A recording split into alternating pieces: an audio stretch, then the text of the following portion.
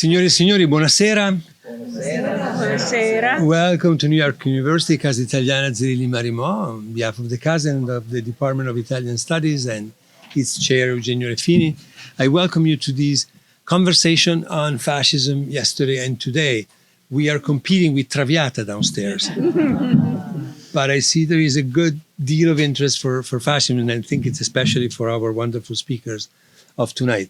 So at some point we'll need to close the door because probably the Traviata people are going to get a bit excited, and the Libiamo might arrive to the library. So we'll try to do our best.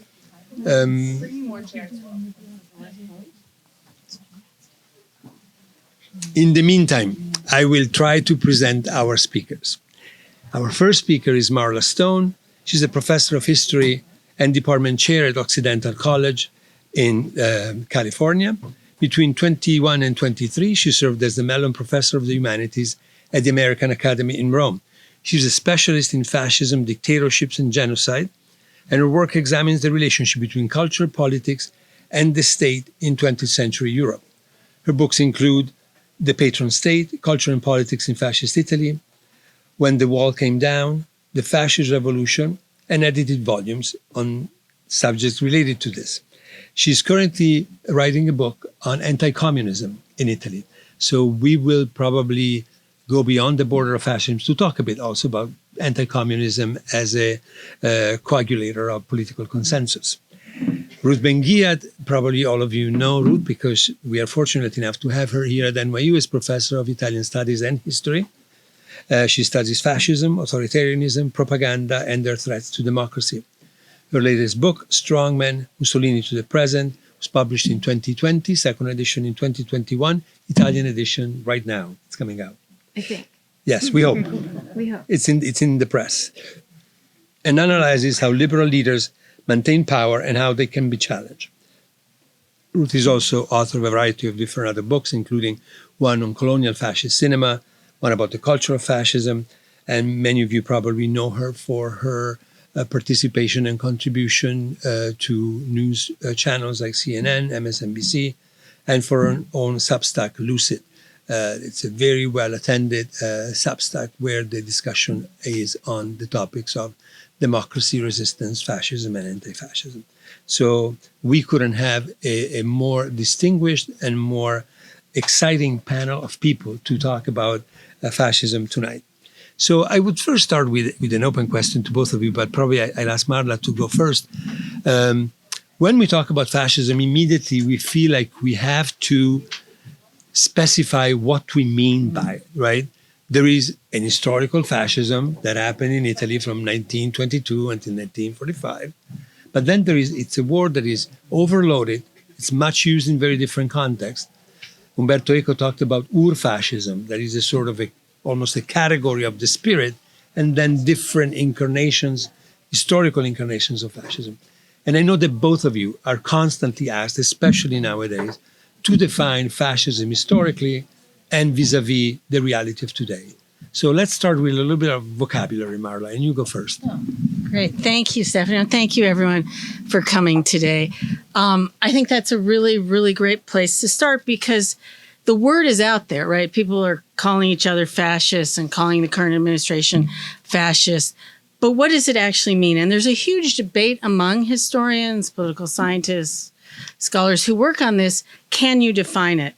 And I actually agree with the idea of there being a kind of fascist minimum, that there's certain elements in historic fascism that make it a particular ideology, and that I think it's really helpful to have that in mind. It's not an exact fit for the movements of the 20s and 30s, certainly not an exact fit for the iterations of today. But for me, the core thing to keep in mind is that it was a mass movement of the radical right that emerges in the wake of World War I in reaction to a crisis of democracy, right? So there have always been dictatorships, right, through human history. Most people have lived under dictatorship. But what happens in the wake of World War I with the birth of fascism, founded by Mussolini, is this idea of a mass movement and the idea of countries that had spent the 19th century, like Italy and Germany, fighting for democratic rights, fighting to expand the franchise for civil liberties and civil rights, and then using the democratic system to dismantle it, right? So I think that is really key to understanding fascism, that it comes out of democracy. I also believe it comes out of moments of economic crisis, right? Extremes of wealth and poverty. So there's that sort of, makes it distinct. Then, of course, it has these elements of promising a kind of, you renounce yourself to the collective, right? It's a collective ideology, right? It presented itself as the answer between the conflict between capitalism and communism. So you would, in this kind of, Nazism was called National Socialism.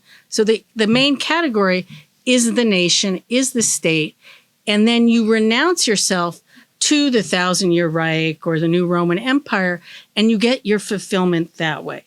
And that's really different than our understanding in democracy, where it's a contract, right? You vote for a candidate. If they abuse their power, the contract's broken. In fascism, you renounce yourself in exchange for this intangible sort of a fulfillment that you get. And, the fascist state is not a rational state. It's not the kind of state that comes out of the Enlightenment. It is an all-encompassing state. And I don't want to get into too much political theory, but the kind of Hegelian idea that the state, that history, the spirit, the state is more than the sum of its parts. So you come together and you create this sort of thing above history. So I put that in my definition. I won't say too much more, but that, then you get the sort of militarism and expansionism and the gender ideology, right? It comes out of a crisis over sort of weakness and the idea that we have to return to a world of strong men, to quote Ruth's title, and, more women fulfilling the roles they should fulfill. And then, of course, central to fascism is the idea of enemies, right? Internal and external enemies. So you take away the right to vote, you take away civil liberties, civil rights, and you say to the population, but you have to be really scared of this internal enemy that is destroying us from within, and we can only have a healthy body politic if we get rid of this enemy. So in the case of fascist Italy, it was the socialists. Germany, it was the Jews and the communists. And then you have external enemies, right? So you have to fight these wars of expansion as well. And I guess I'll stop there. We'll get to differences, right? So this is sort of my idea of the core of what makes fascism different from other ideologies. And we have Ruth now, and I'm a big fan of Ruth. I follow, and she's always asked this question, obviously. And what strikes me is that you never give the same definition of fascism.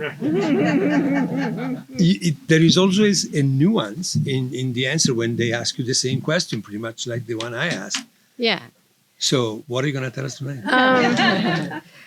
So Mussolini famously did not want to define fascism. And it was only 10 years after he first came to power that the Treccani Encyclopedia did a doctrine of fascism entry, and he didn't write it, although he was a very prolific writer. So I'm going to talk around it. One of the ways that Mussolini early on, before he got to power in 1921, he defined fascism as a revolution of reaction. Like a counter-revolution. And that was in the context of trying to defeat the left. But there's a lot of truth to this. And it's not just that classic fascism. Because what I found in doing a book that went over 100 years is that when do these leaders and these movements appeal? It's when societies have made a lot of social progress. It could be workers' rights. It could be gender emancipation, racial emancipation, or equity. And others feel that this is going the wrong direction. And so there's like a clapback, right? A backlash. And that's the revolution of reaction. And so you had this not only in Italy and in Germany, you had it in Spain, where women in the early 1930s got a lot of property rights and other kinds of rights. And so in comes Franco. He did it through a coup. And so we see this with Trump also. You've got to turn the clock back. right? And at every level, you've got to get rid of people who shouldn't be having power because they threaten white males. And in Euro-American context, it's been white males. But the social the operation is the same in Mobutu's Congo. So so another part of this is fascism is an authoritarianism more generally, and you can see fascism along with early communism as the first stage of a whole history of authoritarian states and regimes. And it's removing the rights of the many in order to give new liberties to the very few. Because there's always a kind of oligarchy. There's always a clique. There's always people who are enriching themselves. We don't have enough research still today on corruption in Nazism and fascism.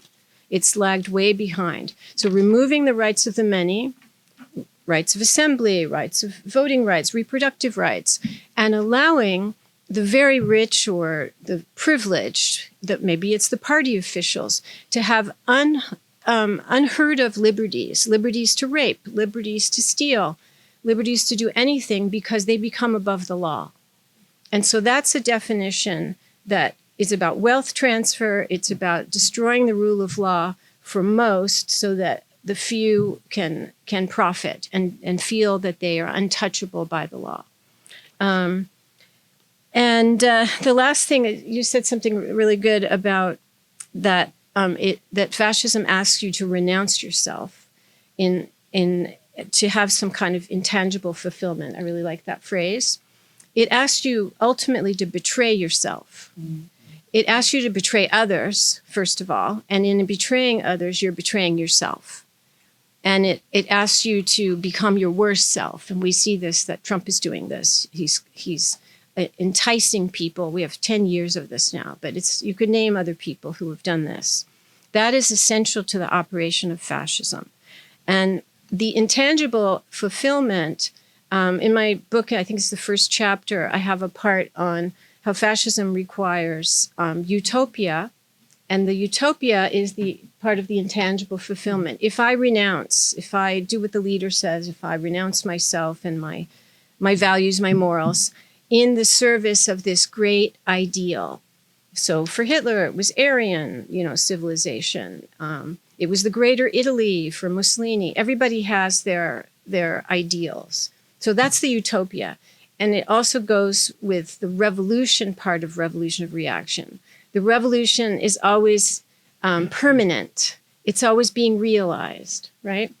But along with utopia, you must have nostalgia. So it's not make America great, it's make America great again.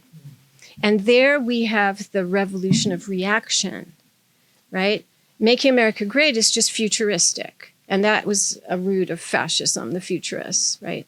But it has to have the nostalgia for when certain people knew their place, when we had more power, when we didn't have all these problems with equality and workers' rights, and you can translate it for different contexts.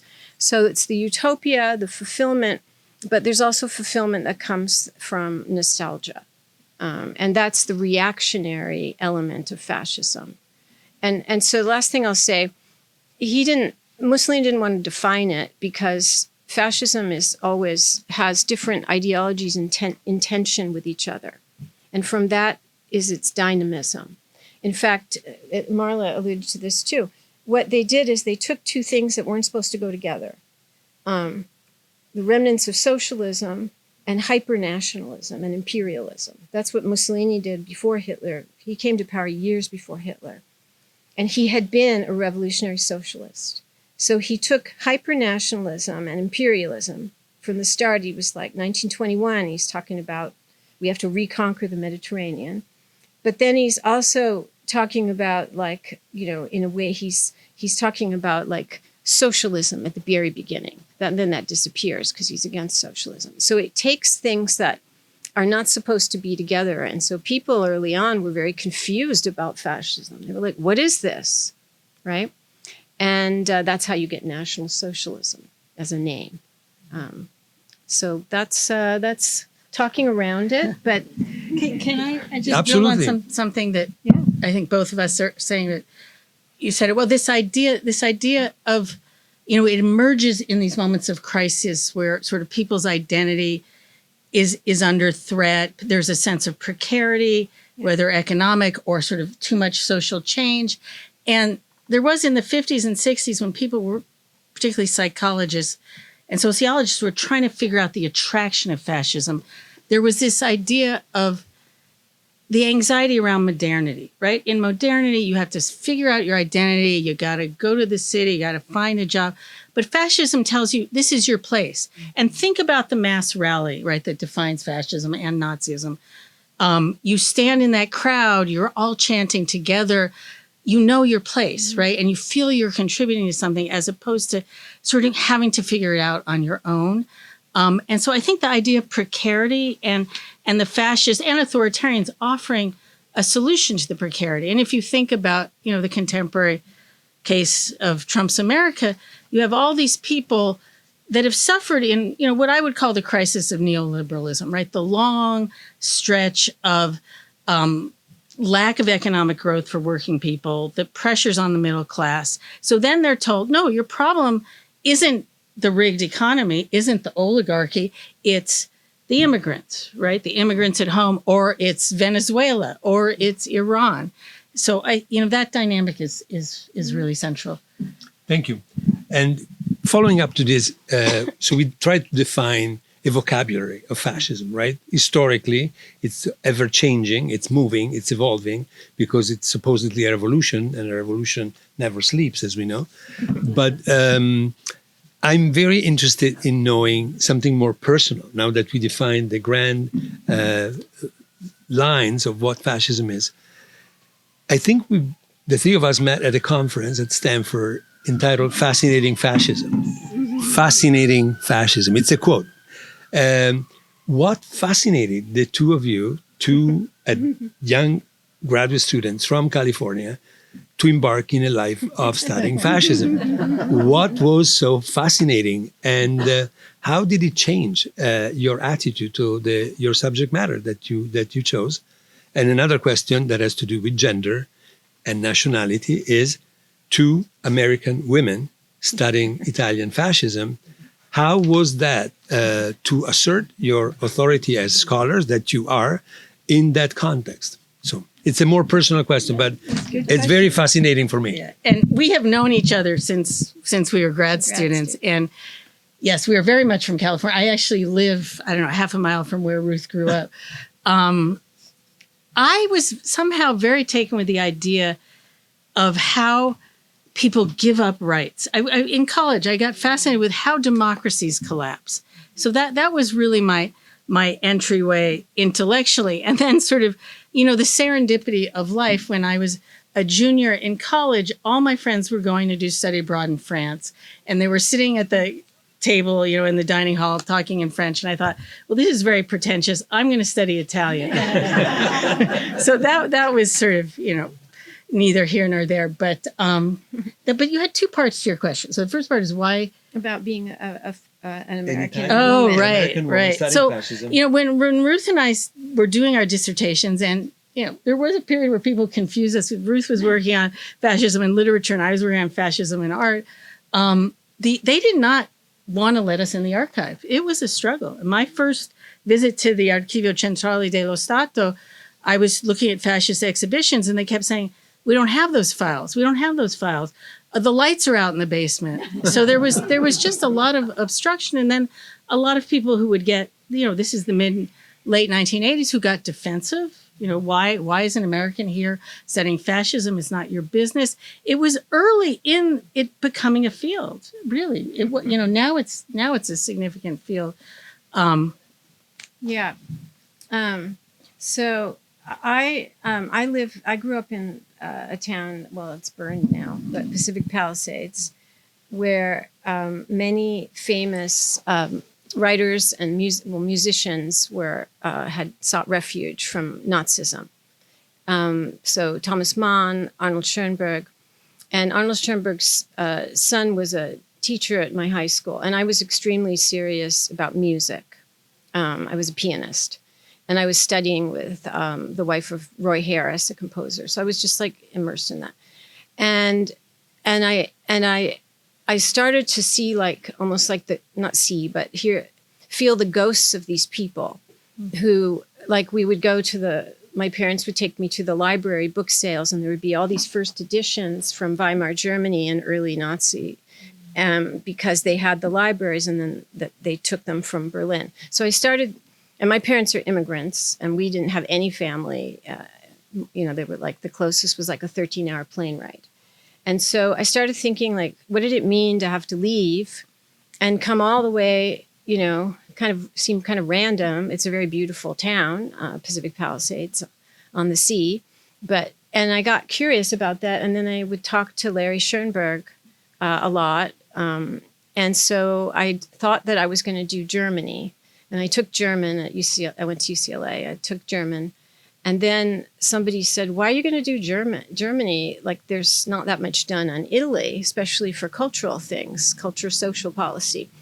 And so it was kind of random. And then I went I got a experimental, like a little fellowship in grad school. And as soon as I landed in Rome, I was like, I'm doing Italy. It was born from, but as a teenager, this curiosity was born as a teenager. And at UCLA, I did my senior thesis on Otto Klemperer, the conductor who came. And I was able to use, thanks to Larry Schoenberg, I'm still in touch with him. I was able to use then unpublished letters between Schoenberg and Klemperer, and they didn't get along. So that was and I interviewed people at the Hollywood Bowl archives, because they were trying to bring German music to this quite unsophisticated Los Angeles public in the 1930s who didn't want to hear 12-tone music of Schoenberg. So that's how I got into not just fascism, but cultural history, like using those sources. And in terms of doing research, it's like a whole travaglio, like a whole work just to get into the archives before you do your work. So yeah, obstructionism, lots of times, because I used all the military archives, and this went on for like in various decades. This wasn't just, at the beginning, where the head of the archive, some general or admiral, would say, well, those archives are closed, but why don't we have dinner? Yeah. And we can discuss. Yeah. So there's that obstructionism. And so because you were kind of a novelty as an American woman there in the archive. And so it was like a whole work to be done before you did your work, basically. Very true. In a bit of good news, the Thomas Mann House in the Palisades was saved and didn't burn down, but about 10 years ago, it was going to be torn down, and the German government bought it, and it's now a cultural center for the promotion of democracy. Yeah. And so all the people Ruth's talking about, hanging around, the kids of Max Reinhardt is there. It's a wonderful tradition. There's a lot of new work being done on these emigres to the Palisades. Yeah. Yeah. I just want to stick a little more to this. The second part of my question was, aside from the difficulties you encounter in the archives, and I did my research in the archives too, and I experienced the opposite, that I found the flexible archivist that would drop on my desk a folder that was not supposed to be there. You didn't have that. And it's like the pride, it's privilege. It's like, privilege. It's gender and nationality. Yeah. So I want to know from the point of view of the scholars, your colleagues in universities, as this attitude change, hopefully so, and how. There are more women in Italy now studying fascism and cultural history. But as a general attitude, do you still find today a resistance to your research because you are American and because you're a woman, or that is completely gone? I have my suspicion, but I mean, it's not completely gone, but as you say, there's a huge interest in fascism, and there is a younger generation of Italian women doing it now. Particularly, the field has sort of moved towards colonialism too. There's a lot of interesting work being done on colonialism that was sort of buried when we started studying it. Yeah. I think it's changed. I think there's a lot of... Yeah, it's changed a ton. And they appointed a woman to the head of the National Arch at AOR, the Archivio Centrale. And it became more professionalized. So that became better. That said, you know, there's still things. There were still things that only Italians should be able to say, and even within Italy, for example, Claudio Pavone published his book called About the Civil War, and you weren't supposed to call the years 1943 to 45 a civil war, because then that drew attention to the people who were like neo-fascists, who were still fascists, fighting alongside Hitler. You weren't supposed to talk about that. The only reason he was able to do this is that he'd been a partisan, and he was held in enormous esteem, Claudio Pavone. So if you come along and you say things that are new and perhaps disturbing, and you're not accepted, then it's difficult. So when my book was translated in Italy, this is the early 2000s, I had a lot of threats of lawsuits in the newspapers, because I was showing that beloved literary or other figures were, you know, friends with Arnaldo Mussolini, or they were fascistic, you know, that kind of thing. And then later in 2017, I published a New Yorker article, which was given the title, not by me, by the editor, "Why Are So Many Fascist Monuments Still Standing?"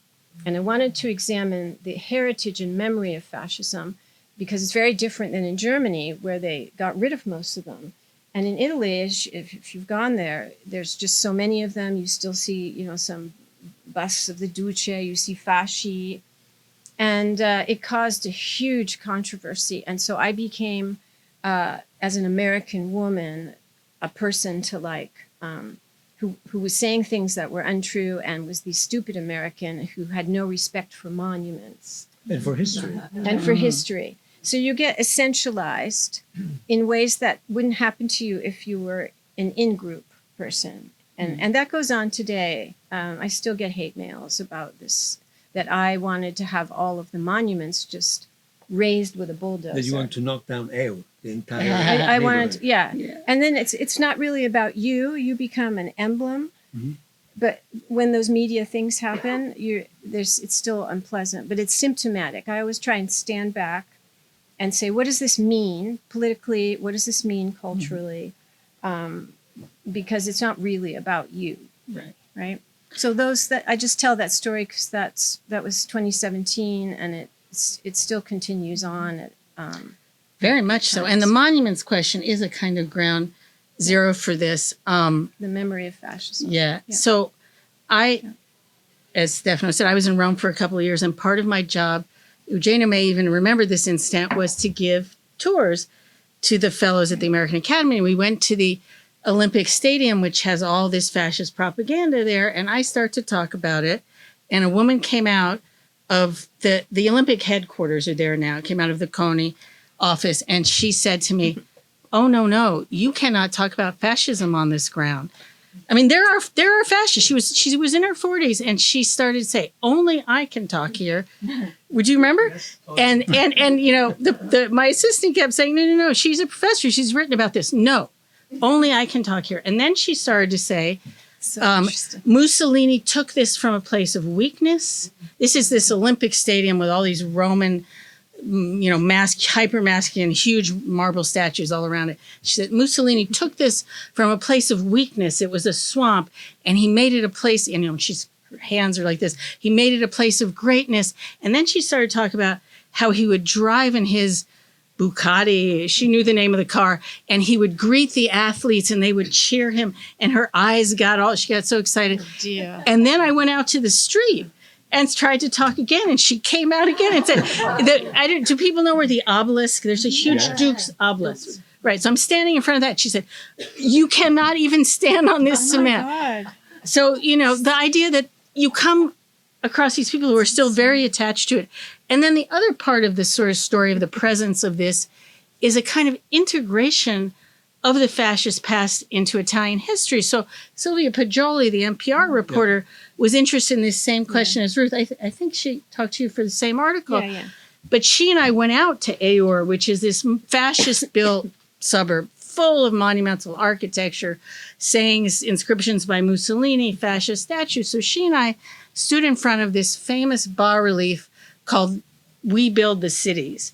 And in the middle of this bas-relief is Mussolini on a horse in emperor style, going, I won't make the salute. And so she had the microphone and people were going into work. It's now an office building.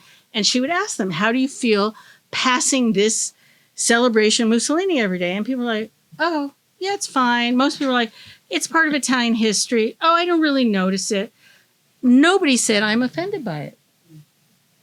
Yeah. I thought this would be a very interesting question. We might go back to it. But now we want to go to the heart of our conversation, that is continuities and ruptures. So we define fascism. We tried to give a fluid definition of fascism.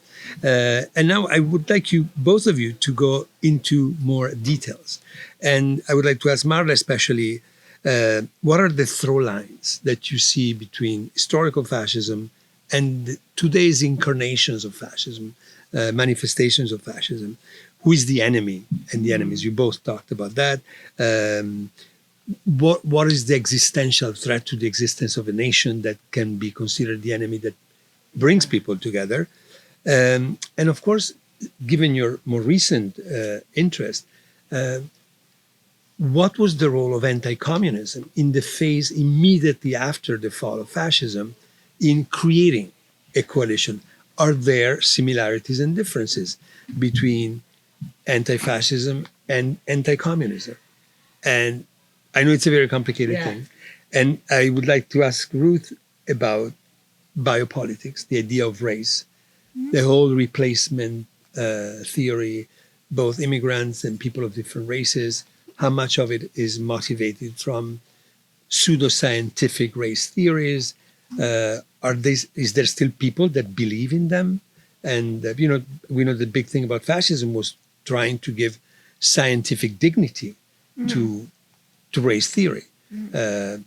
Is it still completely gone, or is it still floating around somewhere here in Europe or another place? So more the enemy to you and more the race and replacement to Ruth. But you're welcome to contaminate each other. Oh, yeah, for sure.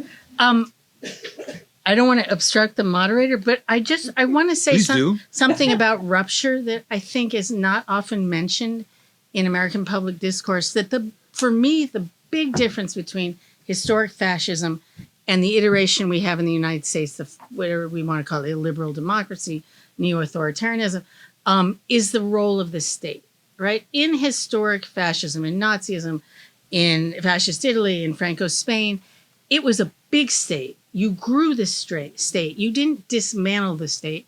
You had mobile childcare wagons going to the south so that you could have healthy babies. The regime built new town squares. And there was always this double purpose. Sure, there was the propaganda purpose of you'd have the fascist headquarters on the new town square, but it also gave people stuff, homes, in some instances, healthcare. So a whole, what they called reaching out to the people. In the Nazi case, you had winter relief. If you were in the in-group, you got stuff and the state was built up. The American version, right, we're seeing the destruction of the state. We're seeing destruction of the welfare state and people being not given anything material if they're in the national community, just being told to be afraid, which gets to Stefano's question. So the mobilization of, the migrant is an existential threat, right? And that's all based in this replacement theory that if we have too many, they say the quiet part out loud, right? That they want to return us to a white society and that the white Christian society, and that the immigration, changes of 1965 immigration law that brought people from all over the world rather than just from certain countries in Europe have somehow polluted us, and that we will be a healthy, functioning society if we get rid of those people, right? So again, but this is where it's similar to historic fascism in that the internal enemy is actually very weak, right? The migrants are not, it's been proven, not stealing jobs, not, a weight on the budget. In fact, paying taxes that they don't get Social Security for. But that doesn't matter, right? It's the specter. Trump came down the escalator and talked about Mexican rapists and Haitians, eating pets. And somehow it sticks, right? If people are broken and fragmented and not given a good explanation of why their lives are the way they are. And I will do a bit of soapboxing here. This is, in my opinion, the weakness of the Democratic Party right now, that they need to adopt an economic platform that solves the material needs of people so that they don't fall for the hate of the migrants. So, it's functioning that way. And then, of course, what I used to say in the first term when I was asked to say, is Trump a fascist? I'd say, well, not quite, because he doesn't have his own paramilitary and he doesn't have wars of expansion.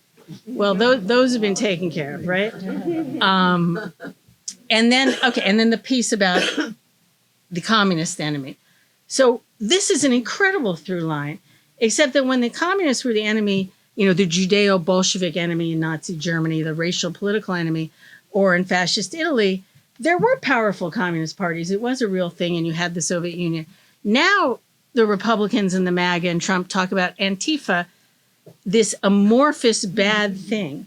But they've actually passed laws. You can be sentenced for being an Antifa. So it's kind of evilly brilliant because anybody could be an Antifa, right? Anybody at a No Kings rally could be targeted for being Antifa if you're on the wrong Instagram platform. So that is particularly terrifying because it's a non-defined enemy. It's anybody that they don't like. And then, of course, they were trying to paint the Democratic Party as communist, right? Joe Biden is really a socialist. He's supports Antifa. So Zoran Mandami. Oh yeah, right. Of course, right. Exactly. And then the question about Italy and the transition, the post-war transition, right? So in this book, I'm writing about anti-communism, and this applies in so many places that the fear of communism does bring together disparate bedfellows that don't have anything in common except a common enemy. So that means traditional conservatives will go in an alliance with the far right to protect themselves against communism, right? We can think about the role of the Vatican during World War II. Pope hated Stalin more than he hated Hitler. And so you get these dangerous coalitions. And in 1948, you had that as well in Italy in the first post-war election. That specter of, if people have seen the posters, the election posters that to get people not to vote for the left was, Stalin behind the mask of Togliatti, the Italian leader, or Stalin coming to steal children. And one of the through lines in the book I'm writing about anti-communism is when they get really desperate, they throw out the argument that communists are stealing children and using them for forced labor, or, if we think about the Pizzagate, right, using them for sex trafficking, right? And then some of it turns out to be, that's another story. But now we're supporting Putin, who is trafficking and kidnapping children, right? And in large numbers. I think if we look at, there's many fascistic things going on, and I too had looked at, if people said, is it fascist, the paramilitary, the wars of expansion. But if we go back to this idea of fascism as a revolution of reaction also, we've got, it, from the very beginning, Trump, he made himself the head of a big tent coalition for every kind of racist. And this was very important. So people who want Jim Crow to come back, and we're not talking enough because we need to talk about what's happening to immigrants. There's a war on blackness, and it's not just DEI taking that away. That's a whole thing. So that's there from the start. That's part of the big tent. Then we had neo-Nazis, right? Not just at Charlottesville. It's a continuing thing. He's recycling parts of Nazism. And we had the salutes by Bannon, Bovino, and Musk. That's not incidental that they're doing Nazi salutes. He even campaigned on restoring Nazism, on rehabilitating the ideals of Nazism. He released a campaign video in 2024 that had on the text written in actually letters that would seem like they'd be in Aur, like classical, a unified Reich, that he was going to create a unified Reich, capital R. So it's not subtle. And then you may have heard, it's become like part of the party, the Republican Party. And there was like this expose of the text messages of all the young operatives. It's just part of it. So there are many, many through lines, but I want to talk about Great Replacement Theory, because it is not known, and I have this in my book if you're curious, and Ibram Kendi just published, I interviewed him yesterday, Chain of Ideas, which is a history of Great Replacement Theory, and he talks about how it's one of the transnational narratives, and he talks about Hungary. He built on my research to talk about Italy. But Mussolini, way before Hitler came in, was totally immersed in the 1920s in what we now call Great Replacement Theory. And he talked about how white Christian civilization, this is a quote from 1927, is being submerged.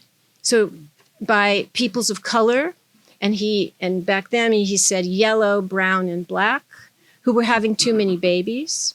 Now, in that case, he's not talking about people coming in. Italy had people leaving. He had to stop Italians from leaving. But they were around the world, because Mussolini thought in a global way. They were having too many babies. So it was like a demographic war going on. And so fascism became the prophet of white racial rescue, understood in a slightly different way, in a more global way. And so in 1931, before Hitler is there, Hitler's not in yet, they commit genocide in Libya. They're doing all kinds of things, and we don't learn enough about Italian fascism. It was very, very important for this lineage. So the other thing I want to focus on is a rhetorical, psychological warfare thing that fascists do, whether it's the 1920s or the 2020s. And that is they have these narratives and that are designed to get people into a state of existential dread. One of them is anti-communism, and that has justified many coups around the world. But one is immigrants, or internal enemies. And so I've been writing a lot about this, how it goes way beyond polarization. Polarization is something that happens in democracies, where we no longer agree. I mean, that is democracy. We don't have a way to speak to each other, but we're still in the same frame. This goes beyond to something I call survivalism. It's not just me or you. It's me or you. Sorry, it's not just me versus you. It's me or you, and only one of us is going to survive. Thus, the fear that whites are going to be annihilated if, black and yellow, and I'm using Mussolini's language, people not only have too many babies, but they're taking our jobs. They're getting too much power. And and you see how Trump used that just very brilliantly. And we've got 10 years of this now. So the idea is to get people to have such a level of dread that they are willing, perhaps, to use violence or to approve of violence. And that is how you get to the moral corrosion, the betraying others I talked about before. So you have to have those ideologies, and Great Replacement Theory is one of them. But Trump set it up from the beginning by being the kind of Pied Piper of everyone, every kind of racist, and he said, I'm giving you a home, right? And he has actually served all of those people really well. He has not forsaken those people. And that's why 10 years later, we have what we have with concentration camps for immigrants. And I guess the lesson of history is that all wannabe dictators, they start with one group or several groups. Hitler didn't go after Jews immediately. Dachau was for leftists, Jehovah's Witnesses, gays, and then later Jews. So it spreads. And so we can never look away just because we're not part of the group that's currently being targeted, because the purpose of the revolution must continue. There must always be a new enemy, and the threat must always be increasing because it is psychological warfare. So that's a through line. And today, last thing I'll say, great replacement theory and this way of talking about anti-immigrants is the transnational narrative of the far right. It's why Vance is, as well as loyalty to Putin. It's why Vance shows up in Budapest. It is something that is uniting Meloni, other people in Hungary. It's all over the place. So it is probably the dominant narrative today. So that's such an important point. The continual need for new enemies, expanded enemies. At the beginning, at the top of my definition of fascism, and what makes it different from historical dictatorship is the mass mobilization. Yeah. Right? You have to keep people in action at a rally, terrified. It's that mobilization that really differentiates it. And then also related to the replacement theory is the eugenics. We have eugenicists in this administration. Robert F. Kennedy Jr. doesn't want to send aid to USAID because those people should die anyway, right? They, only the strong and the whites should survive. Why get vaccinated, right? This will cull the herd.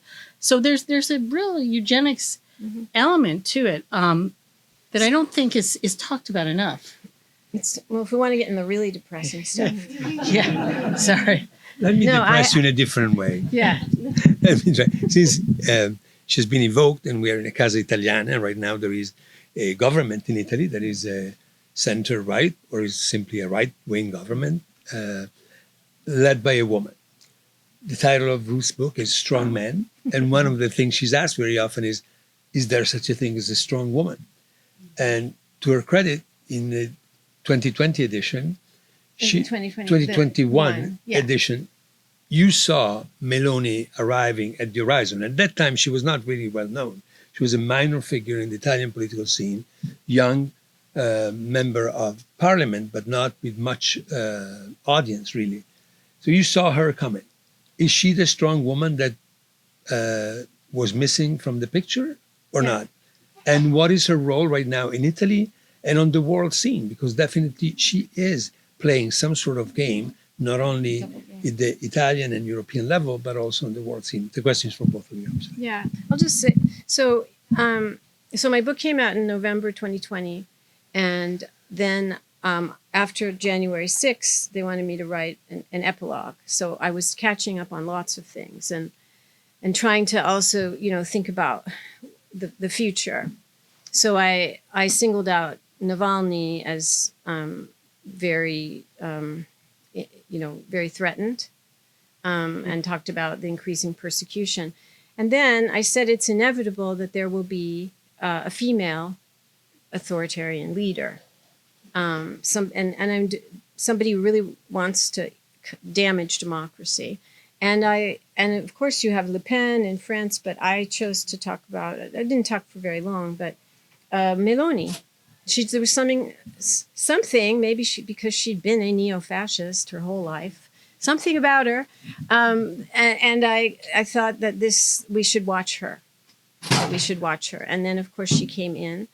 And the double game she plays is that she just if you need background on her, she was a hardcore militant neo-fascist. She was the head of the youth wing of the official neo-fascist party, the same one that was created in the aftermath of fascism, okay? And they had all the rituals. She was saluting every day at the meetings, just a fascist, but neo. Okay, and when she decided to create her Brothers of Italy party, why did they do that? It was because the National Alliance Party had seemed too establishment, and they had actually fused for a while with Berlusconi's party.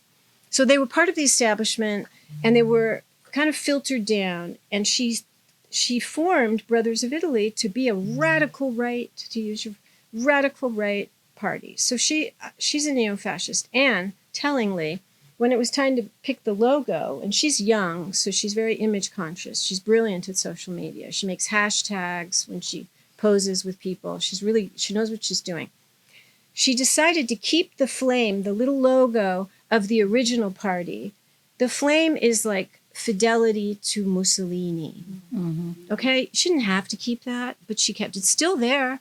It's still there. So she's a neo-fascist, but the double game she plays is that she decided she's a very good politician in the sense that she's smart, abile, she's able. And she decided to be moderate on Ukraine. She decided to be moderate in international affairs. Thus, she got a pass, including from Biden administration. And inside Italy, she'd done all kinds of authoritarian things. And the last thing I want to say is the concept of gender washing. That she and her best friend, Katalin Novak, who was the first female president of Hungary, before she had to resign for pardoning a pedophile, but whatever, they are like besties, and they were always talking about, indeed, they broke the glass ceiling, the first prime minister of Italy, the first female president of Hungary. But the policies, they're not friends of women. They're only friends of women who are white Christian women who are mothers, who are contributing to the demographics. So we're back to replacement theory. And so gender washing is when women purport, because they've made progress, that they're good for women while they're taking away reproductive rights. They're totally homophobic. Only some kind of women, only mothers, white Christian mothers, are the women that they want. So it's important to see through this. It's like a scam in a way. And so I wanted to highlight that. Yes. Marla, your take on Meloni. Well, she's playing the double game that Ruth described, right? So she wants to be the leader, particularly in terms of foreign policy, of a kind of new European conservatism, right? So she wants to lead this sort of center, little bit far right coalition in Europe. So that's the external presentation. And you're right, at home, there's all kinds of stuff happening. And then she has links to Casa Pound. She has links to explicit neo-fascist and neo-Nazi groups. Her sister, there's all this stuff has been caught on tape where members of the government, Casa Pound is the neo-fascist sort of militant group, right? And she'll say, no, I'm not connected to them. And then journalists go to Casa Pound meetings and members of the government are there. So the connections are there. She tries to hide them. I think she's a very smart politician. Of all the far-right leaders, she's the one that worries me the most. I want to just, I'm thinking of things as we're going. And when we talked at the beginning about the definition and the destruction of democratic institutions, I don't think we're hearing enough about or thinking enough about how open the Trump administration is about its disdain for democracy and rule of law. And there are these theorists attached, there's Project 2025, but there are people like Curtis Yarvin, right, who is comes out of Silicon Valley, an explicit neo-monarchist, right? There are people who are really pushing for Trump to be a permanent leader, right? A not democratic leader. This is now in the public sphere, right? Stuff that would have been unimaginable 10 years ago. And if we look at historic fascism, those midterms, something's going to happen, right? That why would they allow themselves to lose? They've broken so many laws. Many of them would be prosecuted if they lose. So what are they going to do between now and November? And we have to be really attuned to that and prepared for that. Vote.org just published a press bulletin that there is historic voter registration, 4 times the amount of before 2022 midterms, and the biggest gain that they've ever seen in the organization's history right now. So that's great. Do you think that we will have free and fair elections, and if they lose, it will be done with this regime? We never give up on elections. That's one of my mantras. And dissidents who endure Putin's Russia, when Navalny went into politics, it was after the 2012 huge crackdown when Putin came back to office. that's when Navalny started to run for office.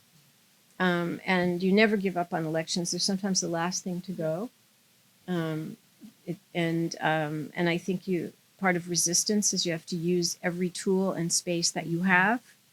We wouldn't have had the civil rights, successes and legislature if people had given up, right? So we have to keep going no matter. Sure, they're going to do every trick in the book, but we can't let that stop us. We can't let that, because it's easy to get into a fatalistic. I had a really good discussion with Jocelyn Benson this afternoon, and she is the Secretary of State of Michigan, and she's running for governor, but she's an election lawyer, so she really knows about this stuff. And it's really important to keep faith in elections and turn out in huge numbers, because that matters. That matters. And also to prevent the movements that the administration and the right wing might do to invalidate the elections, right? Mm-hmm. The awareness of these numbers might also trigger them to do all the things that they're able to do. And the only defense from that is that if we're able to anticipate what there are hundreds of lawyers working on this. Yeah. And I think it has to be supported by the mass mobilization, the No Kings rallies, right? So the multi-directional elections, public sphere. And I think this is the right time to open up the conversation with the public. I think all of you have been touched some way or the other. Yes? I just came back from Italy. I was there during the referendum. Mm. And the friends that I was with said, were ecstatic that the no vote won. They didn't know what it meant. All they knew was that they were happy. Can you explain? Maybe we should give a little update on the referendum. Sure. Should I? Yeah, you go ahead. You do So that. thank you for bringing that up. The referendum that I was there too and I voted in Italy was a very technical, if you wish, legal question on the judiciary. It was presented as a referendum on the Arianna. If I say something stupid, really jump in. The separation within the judiciary between the judiciary and the prosecutors. Right now, they're part of one career. There is one national competition that you can enter. Judges are not appointed or elected in Italy. They take a national exam. It's a very hard exam. If you pass, you are part of the judiciary. And you have to choose whether you want to go into the career as prosecutor or if you want to go into the career as a judge. And then the fact is that now it's possible also to switch at a certain point. So you could decide to be a prosecutor for 10 years and then ask to be moved to the career of the judges. Have I lost you all now? No. Good. Now, the idea of the center-right was that movement of judges and prosecutors from one line to the other could cause bad administration of justice, in the sense that if you're a prosecutor on a case and then 2 years later you find the same case on the bench as a judge, it's not fair. Now, of the thousands of judges and prosecutors in Italy, the switch of careers from one line to the other is a phenomenon that is relevant for about 20 of them nationwide every year. So you understand that the issue at stake was not exactly the separation of the careers between the prosecutors and the judges, but it was really to gut the judiciary from its independence. The fact that they're not elected and they're not appointed means that they're basically total independence from the executive. The Attorney General, the Minister of Justice, does not intervene, for example, in judicial questions. The appointments are ruled by a separate organ of control, that is the Consiglio Superiore, the Superior Council of the Magistracy. So there is the remarkable independence of the judiciary in Italy up until now. And that is what bothered the current government. So they thought that creating this separation of careers and creating two separate bodies, three actually there were. I didn't understand what the third was for, so I didn't quite understand every single passage of it. To create two self-governing bodies of the judiciary, one for the judges and one for the prosecutors, simply would take away power and prestige for them. you have two. And in one of the two, the judges would not elect the representatives in their council, but they would be casted by law, drafted. So again, even more representative, because they're by chance, whoever happens to be picked. So the fact is that this referendum, aside from the practical effects that it would have had, it was basically a referendum for or against the absolute independence of the judiciary from the executive. And Meloni was very vocal, and her government, all the members of government were very vocal in advocating for the C, that is, yes to the reform that I just tried to explain. And the opposition parties, almost all of them, not unanimously, but almost, were for the no, to keep the judiciary solid, strong, and independent, and united. And the no won. So now, Meloni didn't have any commitment to resign if she lost the referendum, but it's something that was considered also as a vote of no confidence from the people, from the country, towards her institutional policies.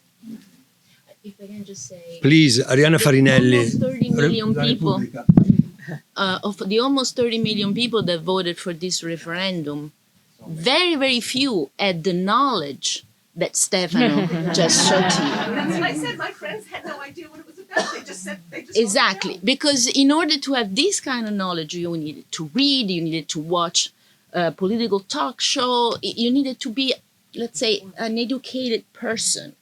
But up to the third year of law school. But you're a very educated person, you're a very well-read person. And I didn't quite understand All the technicalities. But first of all, there was a huge turnout. 61% of the people voted. A huge turnout in the people between 18 years old and 24 years old, who massively voted to say no to the reform. And what people understood was not all these very technical parts, way too difficult, but what they understood was what the government was saying bluntly, no shame. They were saying this is a way to reestablish the primacy of the politics over the judiciary. Okay, they were saying very, very loudly, and people got scared. Because that meant reforming the constitution in which these powers are separated and independent. So they wanted the politics to go on top. The executive. Yeah, I mean the executive. So the parliament, but more the government to have more power than the magistrate. So now you can draw a lot of connections with what is happening. It's a common thing to try to control the judiciary, right? I would just add that that Meloni had two mentors. One was Mussolini and the other Berlusconi. She was a minister. He gave her start into mainstream. She was a minister in his last government, and he was famously trying to destroy the independence of the judiciary. And she's been trying to do this premierismo, like premierism, to make her own office have more, power and more prestige. And she's far too smart to ever, use the word authoritarian or dictator. What does that mean in Italy in, 21st century? But the turnout, especially young people, is really important because they understand. Because these are young people. These are not people who have they're several generations away from fascism, but they understood the dangers, even in this very technical thing. And that's very hopeful, actually. Well, like the referendum in California, for the redistricting, there was a huge turnout for a very technical, and there was one thing on the ballot, and it was a huge turnout, and it was young people. So that does give hope when people see what the trick is, what's trying to be played on them. And by the way, the vote.org, the biggest jump was 18 to 25-year-old American voters. So something, and I just also want to say, to make us feel better, we're not hearing about it. We're only hearing about the march of the autocrats and Modi and these people and their cults of personality. But we are in the middle of a global record-breaking wave of protest around the world. There's a whole category of Gen Z protests in South Asia, but also other places, and they have like dislodged elites, they've toppled governments. But there are many countries around the world that have had the biggest protests in like 30 years of their history, or if you take Israel before October 7th, the biggest protests in their entire nation's history. And this is going on all over the world. And there's different reasons. Some of it's against autocrats, some of it's against neoliberal excesses like Chile in 2019. But it's a tendency, and we're not hearing about it. I've been trying to write about it a lot because this is part of our landscape now, that people are, and it's more and more directed at autocrats. And even in places like Iran and China, where it's very dangerous to protest. Look at the lockdown protests of 2022 in China. 79 universities had protests, including Xi Jinping's alma mater. So something is going on there, and autocracies don't have any way to respond to people who feel their dignity is being, and their freedoms are being curtailed, and the state is using brutality against them. They don't have a solution because that would be too destabilizing. So that's something that, have you heard this before about the scale of that's good. Yeah, that we need to take this seriously because it's hopeful.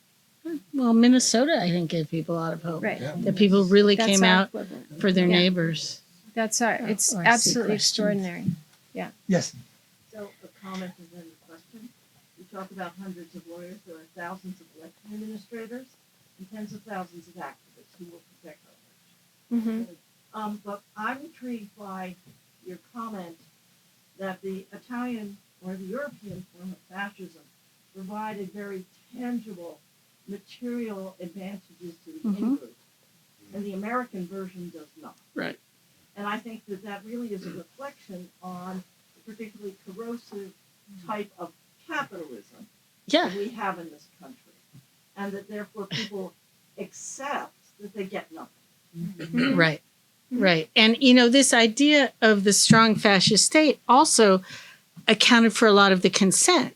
So, when these regimes came to power, Hitler never got more than 33, I think, or 32.7% of the vote.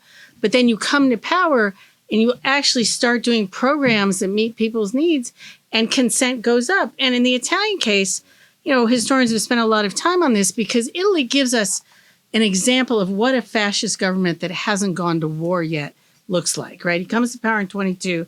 They don't go to war until 35, except for the horrible concentration camps in Libya. But so we can see what fascist government looks like. And by the before the invasion of Ethiopia, there's huge consent for the regime, some from people who weren't on board, right? But think about the glue that happens between a regime and its people. For example, in what was the swamps south of Rome, they built 5 new towns from scratch. And they took people who'd been living in urban, very slum conditions, and they gave them a house with running water. And, on the side of the house, there's famous photographs. Some of the houses said, to every Italian a house, Mussolini, right? So you're bound to the regime at that point.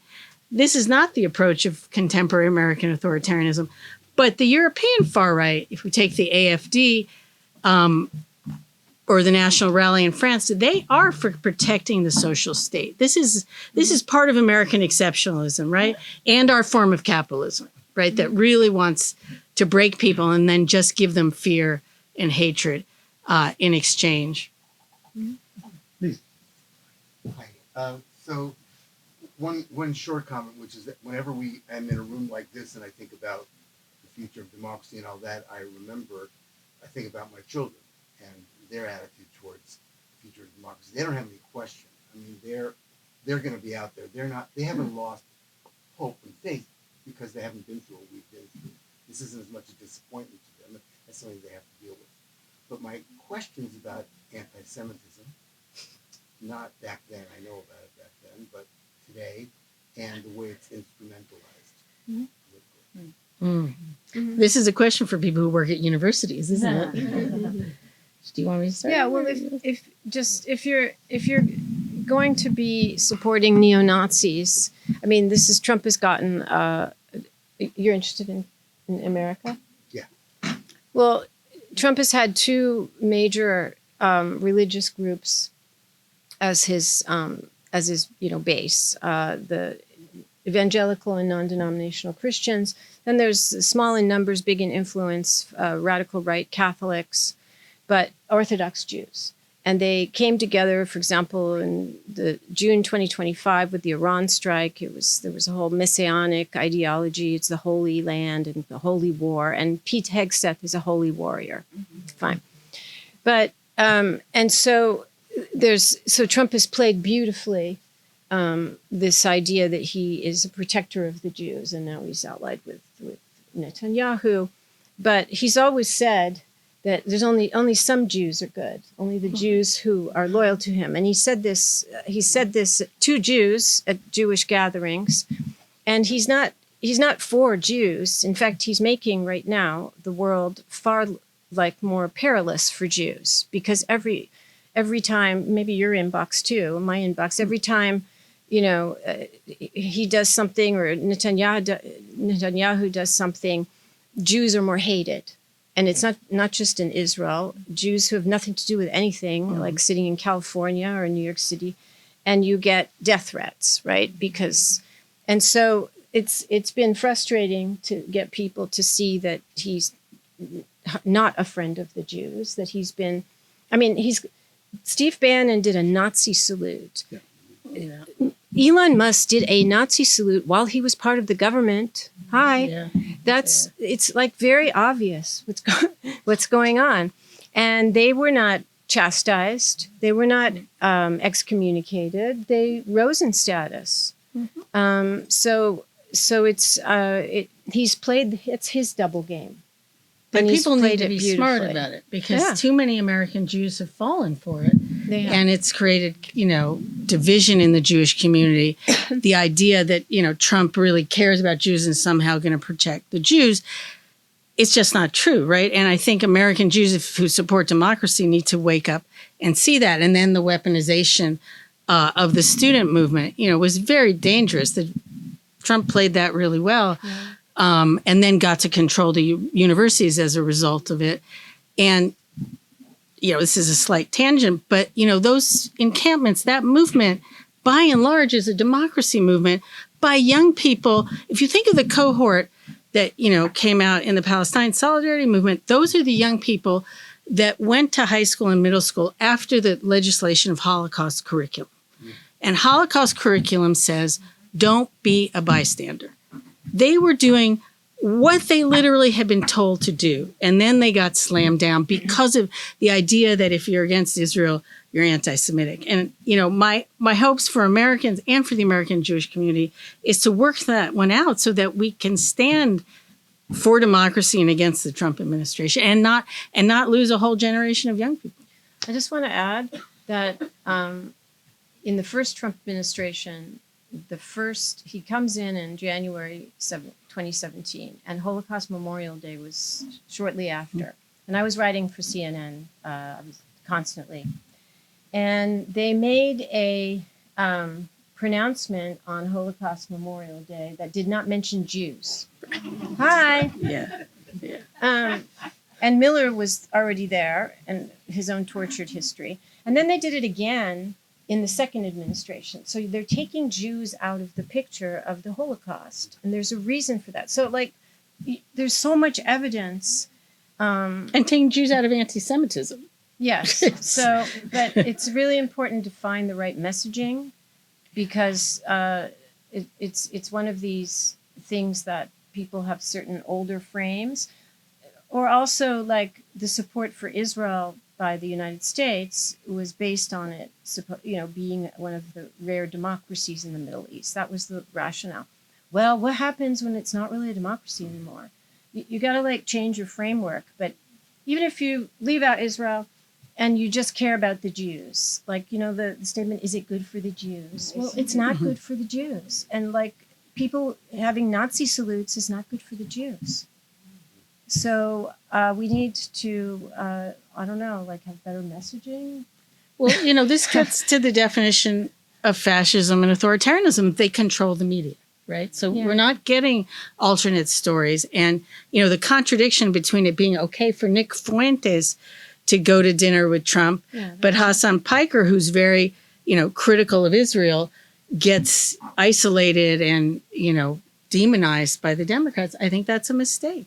The media landscape, as you know better than anyone, Ruth, is happening on Substack. It's happening in non-traditional media. It's not happening on ABC, NBC, or CBS. And I finally now understand what the computer was for, because we have people following in the other classroom on 306. So I just want to give them a chance, since they listen to the conversation in a separate room.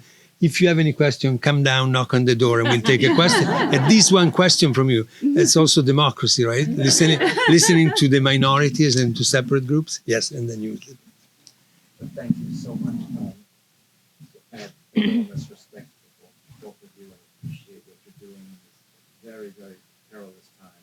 I'd throw one additional definition into fascism, is the fascist creed: believe, obey, but also the importance of, you talked about how they weren't destroying government, but they also had the support of all the important institutions, certainly in Italy and Germany.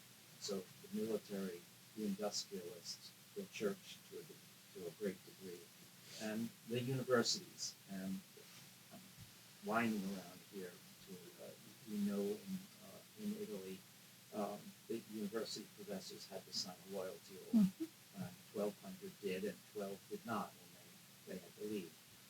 So we've seen the universities, the law firms, the banks, all kowtow to this. It's part of it.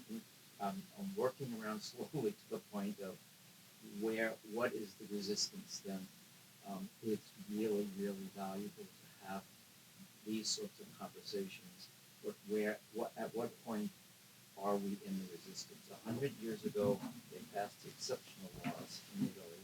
Those exceptional laws meant that people could be sent away to Confino, which Berlusconi compared to a vacation, and of course it was not. And two of those people were the Vercellis.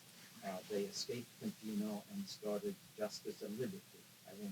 So we should wrap up, because we're actually at time also. This is, the real point is here. What should be the question of resistance at this point, especially from the academy?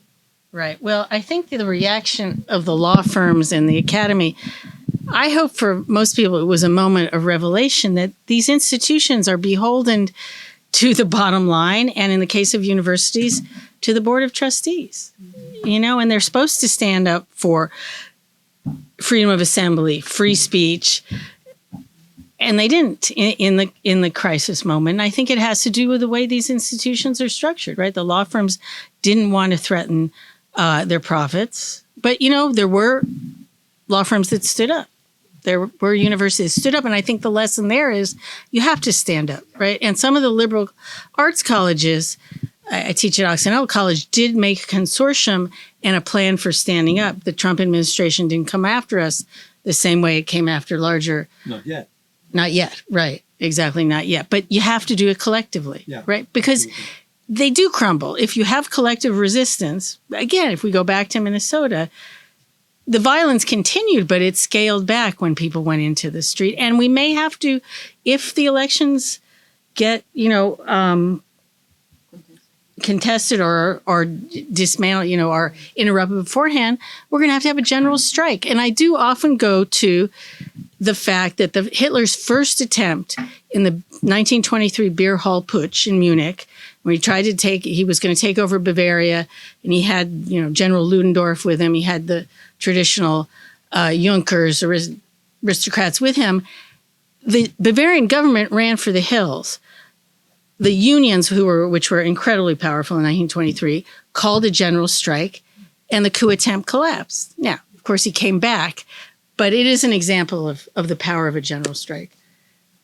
And to go back to Ken's answer, I think the universities so far gave a pathetic response to the attacks of Trump. They were weak, they were divided, they didn't have a strategy, they didn't use the resources that they have.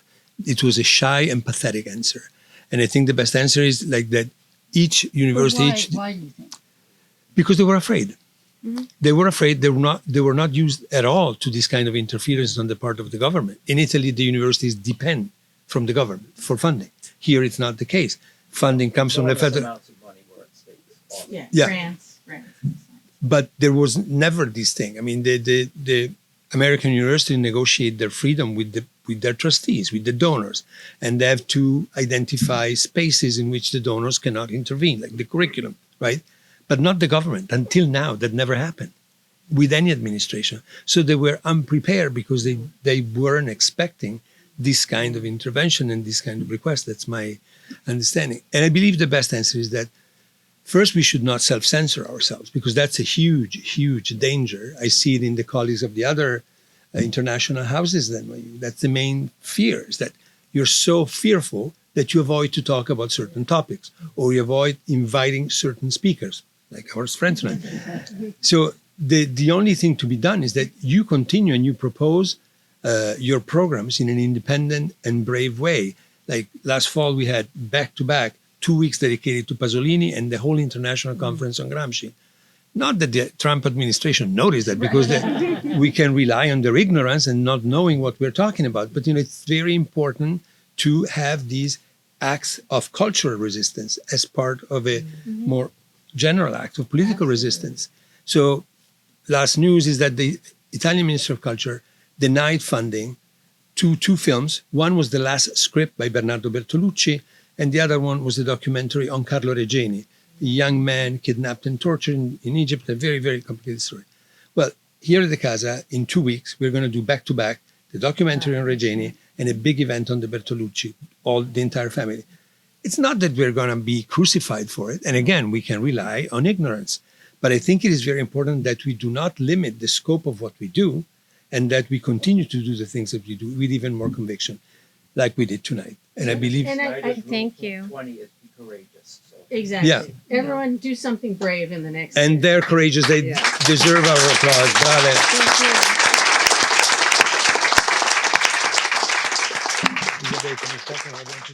you.